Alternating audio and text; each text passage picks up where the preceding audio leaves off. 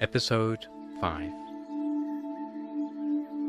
That night, King Brahmadatta was kept awake, not by guilt, but by the hunger of having missed dinner the night before.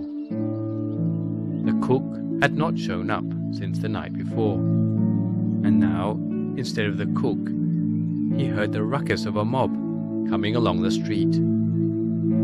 Looking out of his window, he saw his cook had been captured. He knew immediately his secret had been discovered. However, with all the grace of a king, he pulled himself together and made his way to the throne room, sitting in his usual place. He waited for the minister, councillors, and the crowd to reach the throne room. They informed him, "Your Majesty, this man confessed that you ordered him to murder people for their flesh. Does your Majesty plead guilty to the accusation?" The king answered unemotionally that he was guilty as charged, saying, "Why are you punishing this man for what he did at my behest?" Everyone's hair bristled when they heard the king's confession, and silence fell over them in disbelief. They were struck dumb. Seeing that everyone was quiet, the king said, "Minister, you have performed your royal duties well. However, there are many criminals at large who kill, rob and rape innocent people.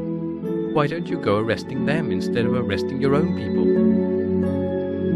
Minister Kalahati knew what the king had said was being evasive, but he reasoned that if the king could be persuaded to stop eating human flesh, he could still seek people's forgiveness.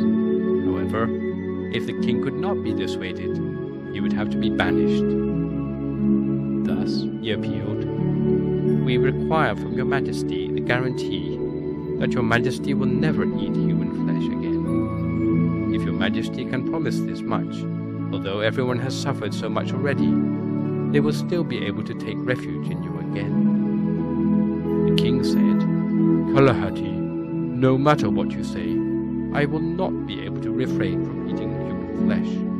If I cannot eat human flesh, I will surely die."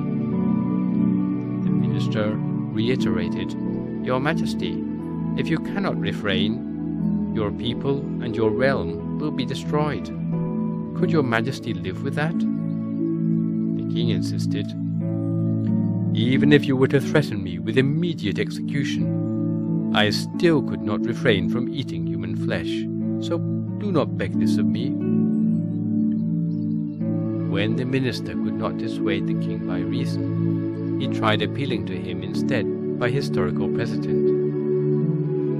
He told him of an incident long ago, when there were 6 huge fish living in the ocean, named Ananda, Upananda, and Ajohara. Each of these 3 fishes were 500 leagues long, 1 league being equal to about 16 kilometers by today's standards. Another 3 sorts of fish living in the ocean, named Timinkala, Timiraminkala, and Mahāsutasoma, each were 1,000 leagues long. Each lived in a different corner of the ocean. The fish called Ananda had been elevated to the position of king of all the sea creatures. All the fish would pay respect to Ananda fish every day, twice a day, once in the morning and once in the evening. Ananda would usually feed on rocks and seaweed, but one fateful day he unwittingly ate a fish that was caught in the seaweed. The taste of that fish spread throughout his palate. He wondered what had made his food so delicious that day and spat out the remains to see it was fish meat he had been eating. He regretted having eaten tasteless rocks and seaweed for so long. He had never known fish could be so tasty. From that moment on, he secretly gobbled up fish, 1 or 2 at a time. Whenever a school of fish swam up to pay respect, as they turned to go back, he would gobble up whichever fish was the furthest behind. As the years passed, the number of fish in each school dwindled. One smart fish noticed the decreasing numbers and wanted to know the reason behind it. He secreted himself inside Ananda's ear to spy on him, and discovered that Ananda was eating fish one by one. He warned the other fish, and they were all so frightened that they swam away to live somewhere else. From that time forth, Ananda could not manage to prey on fish anymore. He swam to a coral reef, where he thought all the fish must be hiding in the nooks and crannies.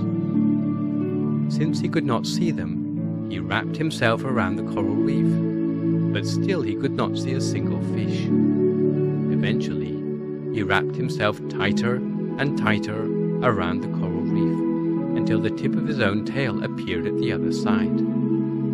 Seeing it, he thought his tail belonged to another fish, so he caught hold of the tail in his mouth and started to gobble it up.